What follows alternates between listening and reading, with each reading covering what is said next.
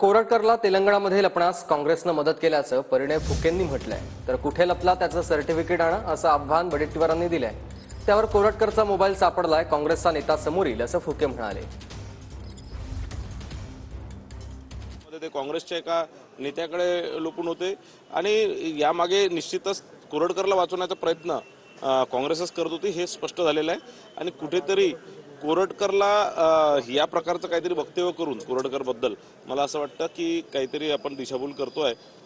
या कोरटकरवरती कडक से कडक कारवाई होणार आणि हे मला असं वाटतं की या प्रकारचं काहीतरी बोलून अमोल मिटकरी काहीतरी दिशाभूल करतात. त्याचा सर्टिफिकेट घेऊन यावं. जर परिणय फुकेकडे असतील तर तो कुठल्या पदावर होता, कोण होता, कुठल्या कधी त्याची नियुक्ती काँग्रेसमध्ये झाली, प्राथमिक कधी सदस्य झाला.